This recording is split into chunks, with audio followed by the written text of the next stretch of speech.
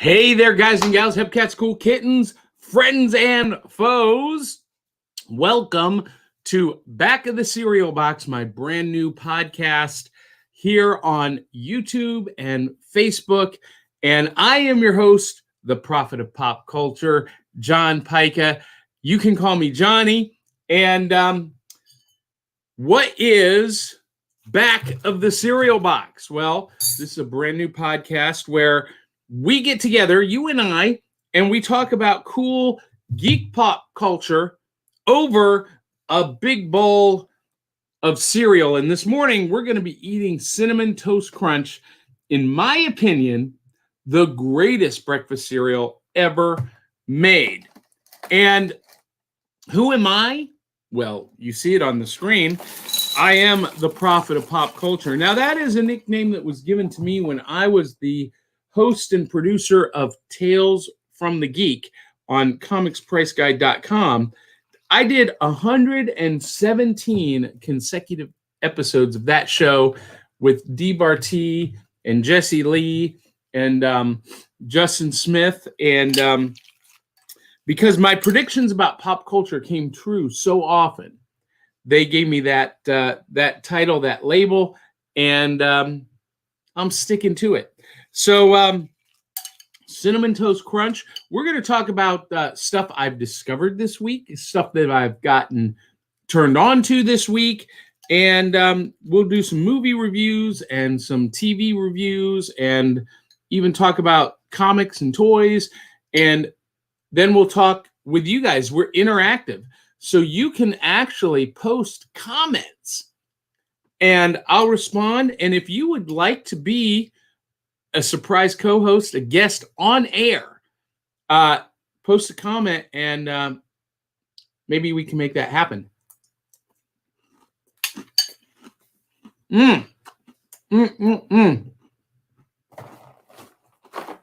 Cinnamon Toast Crunch. I believe this is the best cereal ever invented. Now, I didn't have this as a kid.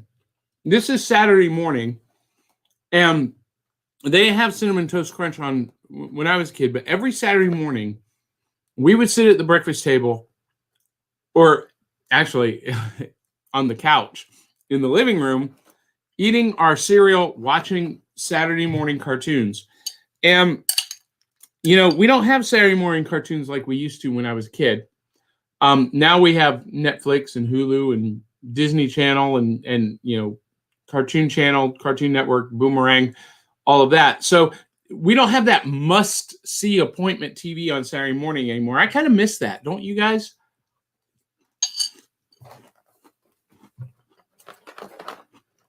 And do you remember when we were kids, before the internet, before we had iPhones and iPads, our iPhones, our iPads, instead of staring into a screen, was the back of the cereal box. You guys remember on the back of the cereal box when we were kids, it had games and stories and riddles and puzzles. Post cereals even had records, and I'm trying to track down some of those back of the cereal box records because I had those when I was a kid. Did you? I remember, I want to say my first time I ever heard ABBA was on a record that came on the back of a cereal box. I could be wrong about that, but I'm going to do some research.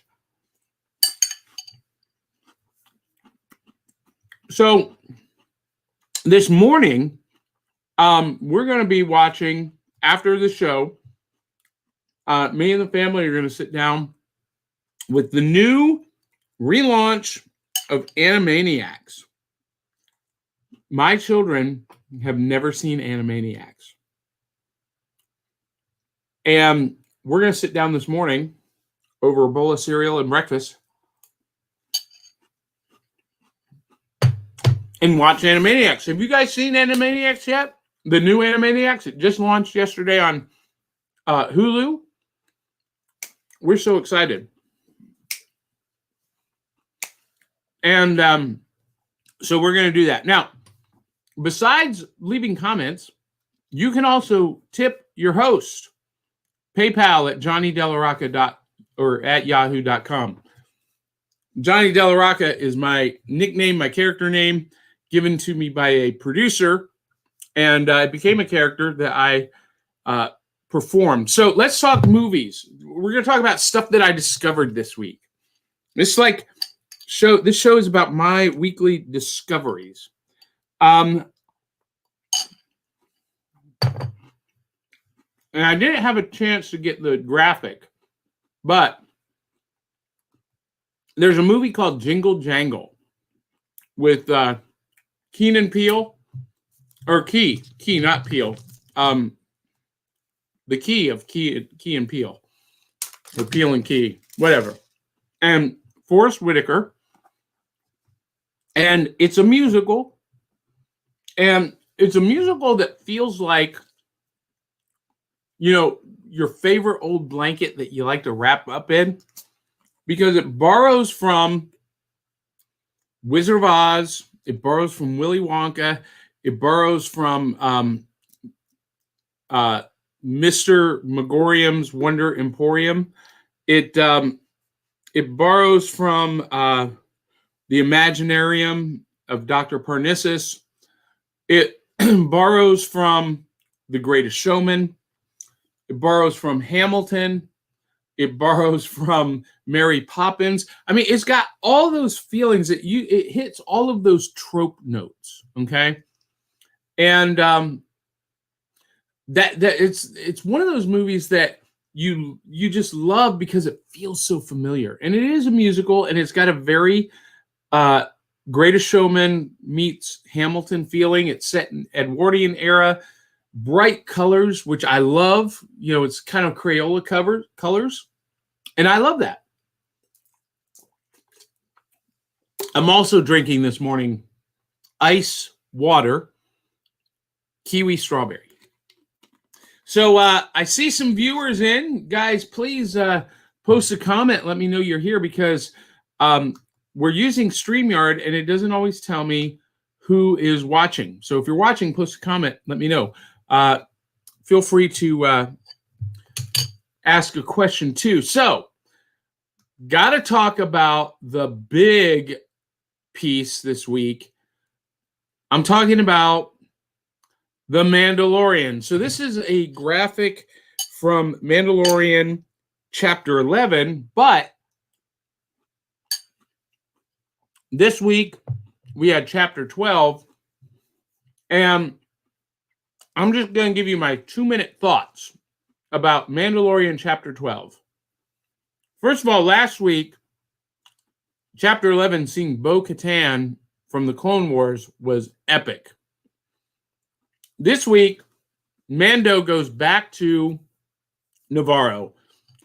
Din Djarin goes back to Navarro and hooks up with Greef Karga and Cara Dune. And can I just say that Cara Dune is absolutely badass and super hot. The actress that plays her, Gina Carafano, I think is how you pronounce that. She's gained a little bit of weight since season 1. She's gotten a little bit bigger. She's definitely gained some mass in her arms. But at the same time, she's gained more femininity. It's really strange. She's gotten stronger and tougher and bigger, but at the same time, she's much more feminine, and I love that. I'm in love with Cara Dune. And this episode, without giving you a spoiler, there is a revelation rather about Cara Dune at the end of the episode that really makes you fall in love with her. One of the problems I had, and I was talking with Jason Swank, the host of Rebel Force Radio, on text last night. Jason and I are old friends. And really, Cara Dune is a strong female character done right. because we not only is she just badass, but with this episode especially, there's an instant connection with her that makes us care about her with this revelation at the end of the episode.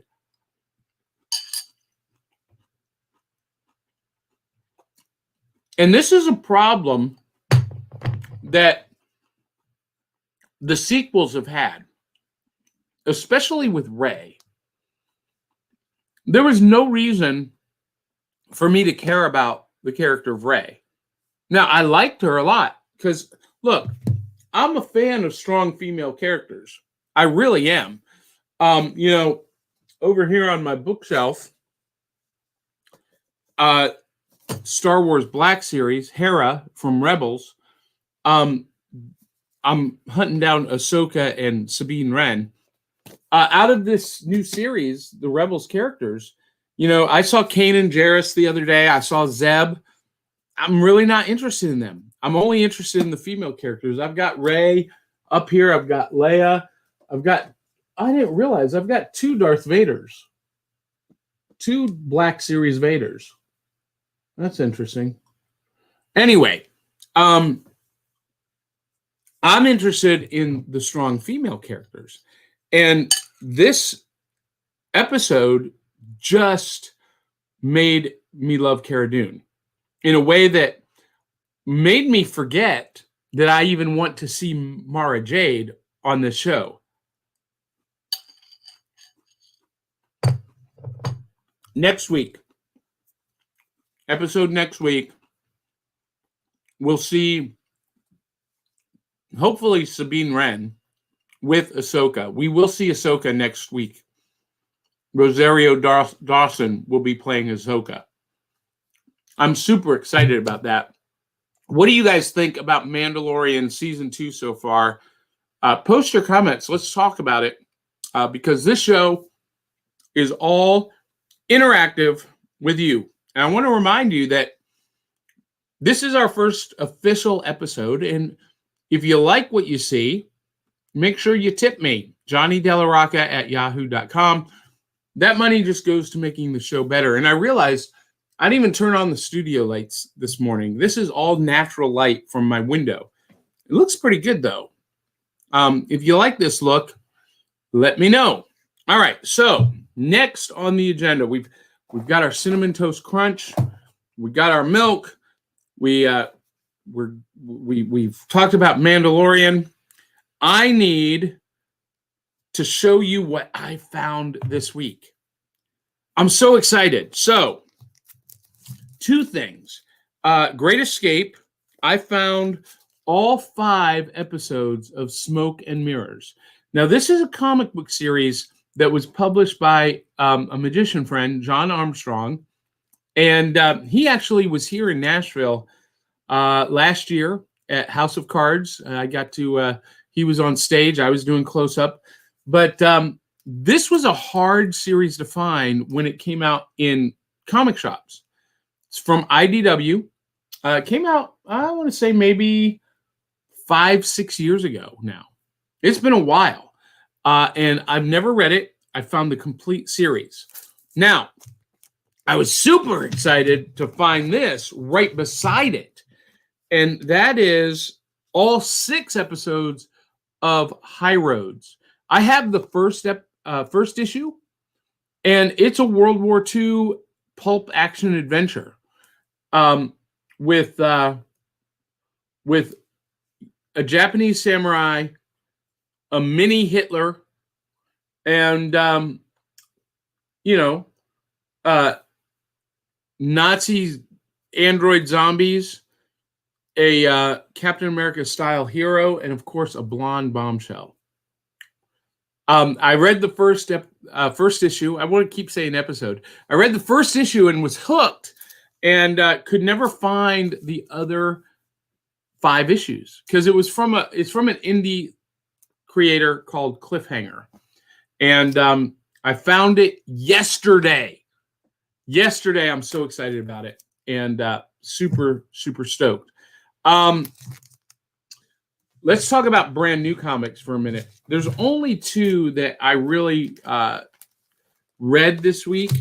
My list of new comics keeps getting smaller and smaller. Avengers. You guys know Star Wars movies and Avengers comics made me who I am today. And Avengers number 38. It is kind of a reset issue. It's a transition issue between Age of Khonshu and Age of Phoenix, which starts next week, I think. That issue comes out. Great interaction between Moon Knight and the Black Panther. And he actually offers, Moon Knight to rejoin the Avengers after the events of Age of Khonshu. And he turns him down. And I really wish he had accepted. The artwork on this has, been criticized by a lot of people.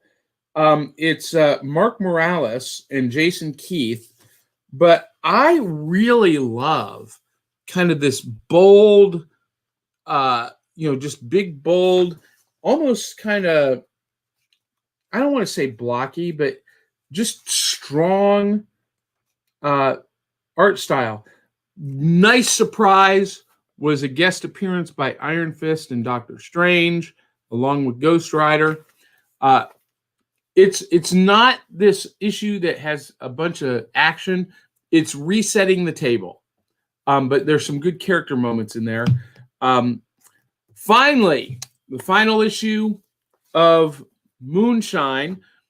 As a diesel punk fanatic, I love this series. It's about bootleggers and moonshiners during Prohibition who also happen to be werewolves. And according to the last page, this is the end of the series. It ends volume 4, which is called The Angel's Share. Now, I don't feel like it should be the end. I don't feel like there was really any resolution. But this is a great book. Brian Azzarello and Eduardo Risi. If you've been watching or listening to any of my podcasts for any length of time, I've been a big fan of this series. I've got the individual issues and the trade paperbacks right here because I loved it that much. All right, so speaking of Moon Knight, were we? Yes, we were. He was in Avengers 38. Found this week. Walgreens exclusive, the all-white Moon Knight, and it comes with the alternate Black Mask hood. Now, I already have a Moon Knight figure up with my Avengers, but I don't have I have the black and white. This costume right here. I have that figure, but when I saw the all-white, I had to grab it. As a Moon Knight fan, I love Moon Knight. And we're going to talk more about him in a minute. And then I found this at Ollie's. $5 at Ollie's. Do you guys have an Ollie's in your town? If you do, it's a place to really find some hidden treasures. Cinnamon Toast Crunch. 2-pack, Luke Cage and Claire Temple. Can you see that? So this was interesting. Claire Temple comes with tiger claws. And if you'll remember, I think it was in Defenders. She grabbed them off the wall, or maybe it was Luke Cage season 2. I forget. But there's a piece of promotional artwork here that shows her with them. And what is interesting about this is there were rumors that they were going to make Claire Temple White Tiger. And this promotional artwork seems to indicate, and this figure seems to indicate that was the plan. I never saw this in big box retail. Found it at Ollie's for $5. How cool is that? I love it. So, hey guys, post your comments down below and let me know what you think. Hey, we got a sponsor of the show. I need to run this commercial. And we are sponsored by the League of Impossibilists. Here you go.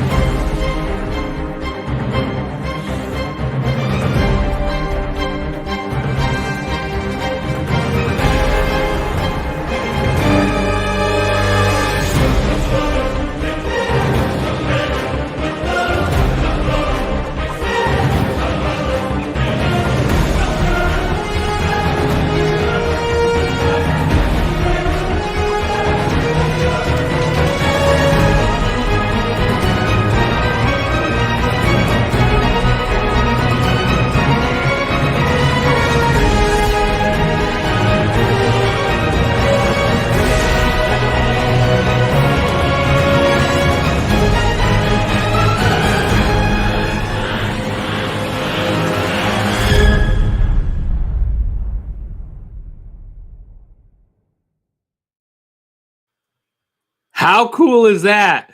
Check out more at patreon.com/impossibilists. You can read our weekly webcomic there. We've been kind of on hold the last couple of weeks because I was like almost killed by COVID. But I'm back to working on it, and installment number 15 will drop this week. I know I said that on our pilot, but it's true this week. So check that out at patreon.com. Now, if you're interested, I show the things that I've discovered this week at shops and whatnot, and we'll start. You want me to review a comic, a game? Excuse me, guys. COVID cough.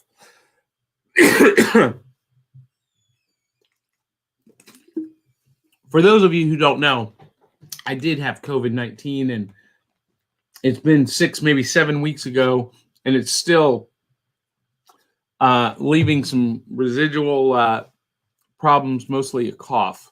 But so if you have a product or a project that you want to have me review, you can contact me.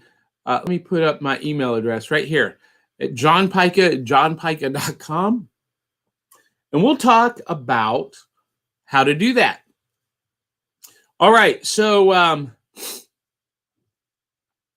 going to put this back up. If you'd like to join me on air as a surprise guest host, here's the address. You can join me here on camera. But we're going to talk about my top 5 favorite Avengers. And these are not going to be the big marquee Avengers. And some of them actually, there were some characters that just barely didn't make the top 5 list. They're definitely in the top 10. Like Hank Pym, I struggled with this. I wanted him to be on the top 5, but he just, the way they've done the character here recently just dropped him off. So these 5 characters may seem like an odd assemblage, but these are my favorite Avengers. First, Mockingbird. She first appeared in Marvel Team Up. What is that? Number 95, I think. That's what it looks like to me. Bobby Morse, Agent of S.H.I.E.L.D., brilliant biologist, Olympic level athlete, super spy, and this is kind of how she's evolved over the years. When we first met her in Marvel Team Up, she had this outfit, and that's what she wore when she got married to Hawkeye in his limited series. Then in the middle, it's the West Coast Avengers outfit, and over to the far right is one of her latest iterations. I love her because she is, you know, kind of on par as a biologist with Hank Pym. So she's kind of Hank Pym and Black Widow rolled into one with a dash of Captain America. And I say that because, or Captain America and the Falcon, because in the new Avengers under Brian Michael Bendis, Bobby was injured severely. And she was given a cocktail of the super soldier serum and the infinity formula, which is what keeps Nick Fury young. So she basically became an immortal super soldier. And the writers at Marvel haven't really, you know, in my opinion, they haven't done justice to that storyline yet. And I really hope that it gets picked back up and in some of the other books that they explore Mockingbird. She's been given a pair of wings by Peter Parker that are very much like the Falcons. So, you know, she flies. She's a master hand-to-hand combatant. She's got the skills, speed, strength of Captain America, and she's a brilliant geneticist. Number 2, and actually these are in no particular order, is Hercules. Hercules. I've even got Mockingbird and Hercules figures on my bookshelf behind me. And actually, I think all of these characters I've got the figures for. Yes, I do. Yes, I do. I should maybe pull them down. Hercules is a character who I really feel like has a lot of missed potential, but in the latest series that they did, his solo series, they really, really did a great job on his character development. They updated his, you know, his design with a more modern, but still honoring the warrior spirit of him. They've got a new mace for him, this great big broadsword. And this is the Marvel Legends figure, but it's an accurate translation from the comic series, the comic version. And there's always been something about Hercules that I have just always loved. And so I've, you know, got all of his miniseries, his his solo series when he replaced the Hulk, and more recently his solo series where they really changed up his character and made him, you know, more self-aware of his shortcomings in the past. He's got level 100 strength, which means he's as strong as the Hulk and Thor. He's immortal, and a brilliant hand-to-hand combatant and strategic leader. All right, so we talked about him a moment ago. Moon Knight. I love this guy. Mark Spector, Stephen Grant,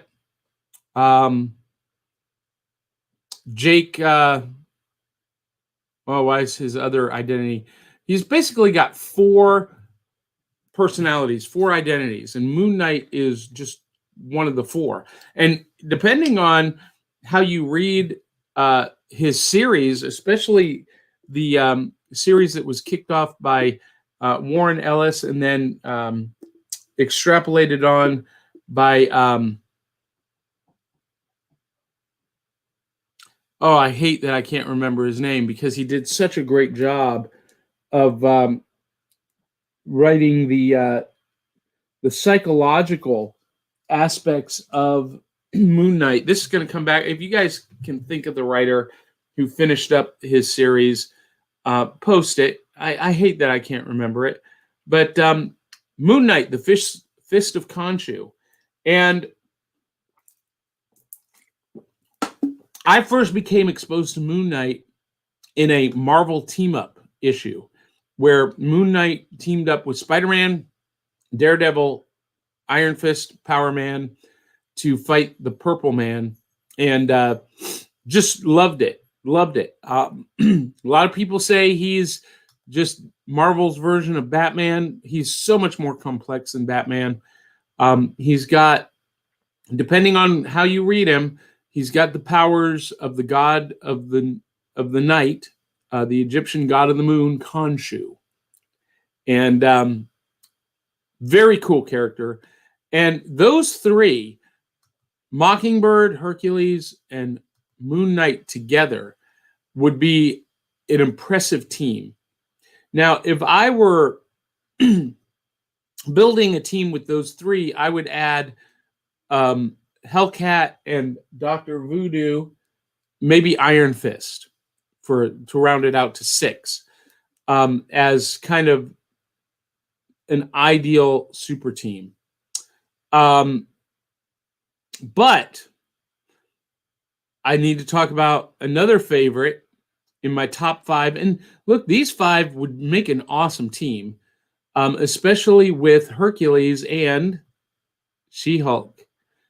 We know for a fact in She-Hulk solo series that Dan Slott wrote that She-Hulk and Hercules had a tryst. So there's that. Jennifer Walters, She-Hulk. I've just always loved her. And when Roger Stern made her an Avenger in the 80s, it was just, I fell in love with her. And he explored the relationship between her and Hawkeye. She and Captain America would go on missions together quite a bit. They worked super well together. And I'm pretty sure that Steve and Jennifer probably hooked up on more than one occasion. People don't talk about this, but Steve kind of gets around. I'm pretty sure he's had affairs with Natasha, the Black Widow, the Scarlet Witch, Wanda Maximoff, Janet Van Dyne for sure, and Cersei. And I'm positive She-Hulk is one of his girlfriends as well. But I just love everything about her. Her personality, her attitude, her glamour, the way John Byrne wrote her in Sensational She-Hulk. She's the ultimate team player. She's great on teams. She was in the Fantastic Four, in the Avengers. She's currently a member of the active roster of Avengers, and apparently they've done something to bring Jennifer Walters' personality back. But of course, like so much of Jason Aaron's writing on the Avengers, we don't see any of that in the issue. They talk about it, but it happens off panel. It drives me crazy. And then my all-time favorite Avenger. It's not who you think. You might think it's Captain America. I love Captain America. Maybe Captain America is probably my all-time favorite Marvel character. That's why there's so much Captain America stuff in my office. But actually, my all-time favorite Avenger character is Monica Rambeau, Captain Marvel, Photon, Pulsar, Spectrum, whatever they're calling her today. I just call her now Monica Rambeau. But for me, she was my Captain Marvel. And, she was African-American woman, super overpowered, to be honest with you. They wrote her out of the Avengers because they had a hard time finding foes that, were a challenge for her.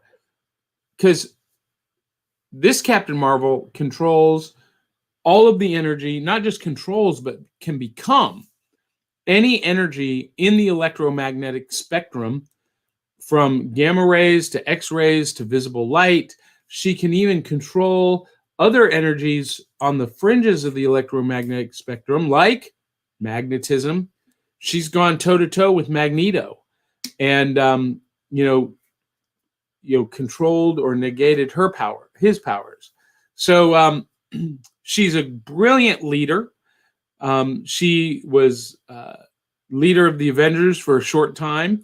Then she was the leader of Agents of Hate. And then she was kind of co-leader with Luke Cage of the Mighty Avengers. And now she's part of Blade's Strike Force, which is kind of an odd place for her to be. I'm ready for her to come back to the pages of the Avengers. And what Jason Aaron's is writing is a perfect fit for her. She would fit right in with the current Avengers roster and current storylines. So that's it, guys. My top 5 favorite Avengers. And this changes from time to time, but Mockingbird, Hercules, Moon Knight, She-Hulk, and Captain Marvel, Monica Rambeau.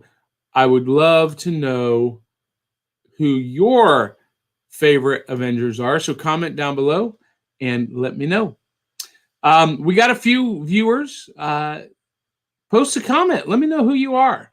It doesn't show me up here who's watching, just that you are.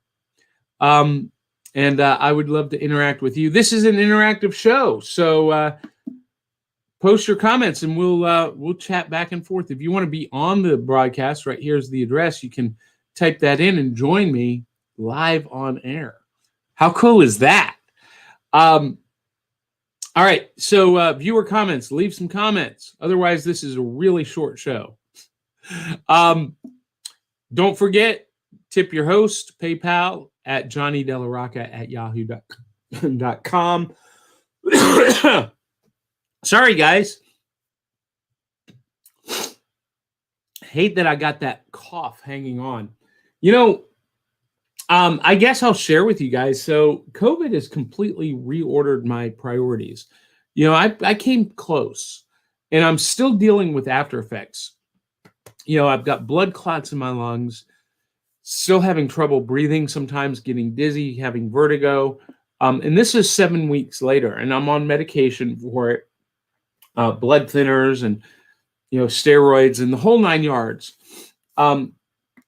But, you know, I was in bed for 15 days and then developed blood clots that could have killed me.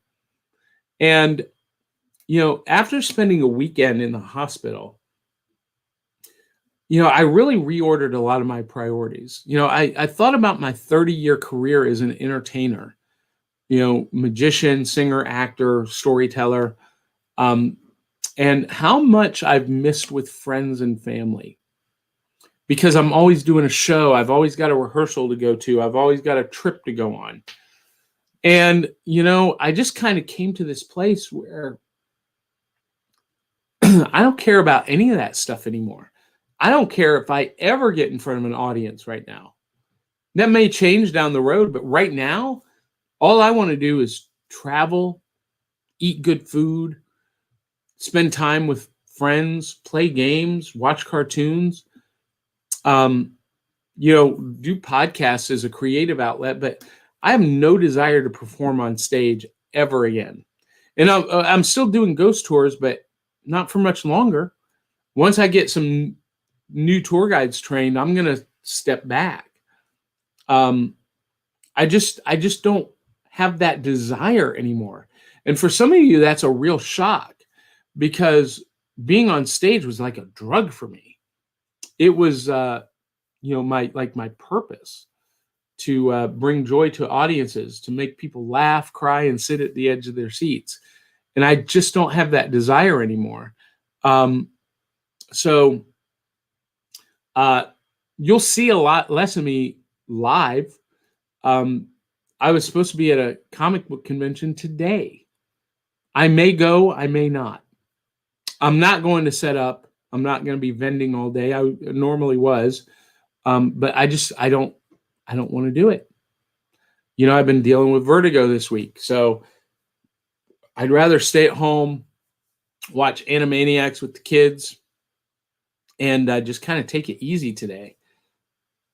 I have a tour tonight that I'm supervising, a new tour guide. Hopefully I can cut her loose. And I just have no desire to perform live anymore. Not magic, not music. I have no desire to be on stage. And that's what a near-death experience, I guess, does. It kind of reorders your priorities. So anyway, I've got upcoming projects. Still, I'm working on the Impossibilists at patreon.com/impossibilists. We'll run that commercial again before we leave because I'm proud of it. And Tales of the Decoverse, my book series, that's coming out hopefully next month, my birthday month, December 1st. And you can catch those. And of course, this podcast and the Diesel Punk podcast, I'm going to continue to do that. But just really focusing on writing art and digital broadcasting. So anyway, we don't have any viewer comments. We've had a few viewers, but no comments, and that's okay. It's early Saturday morning. I'd love to know what you guys thought about Mandolorian Chapter 12 or what you think about the series in general. I will say that Dave Filoni and Jon Favreau are doing an amazing job. The show is so Star Wars it hurts. Chapter 12 had, a speeder bike race in it. Nothing gets more Star Wars than speeder bike races. And I really feel like they're making their vision of what fans wanted in the sequel trilogy. So, a lot of fans might be regarding The Mandalorian as the Star Wars sequels. I kind of am. So anyway, well, guys and gals, since we don't have any comments, I'm going to go ahead and call it at 8:45. Again, if you want your product or project to be reviewed, if you want me to talk about your comic series or your game or their toys that you think are cool or movies that you think I should see, other TV shows. Last week on the pilot, we talked about Queen's Gambit. Send me an email. Let me know if you got a product that you want to advertise. I'd love to talk to you about that. Speaking of advertisement, we do have a sponsor. Our sponsor this week is the League of Impossibilists.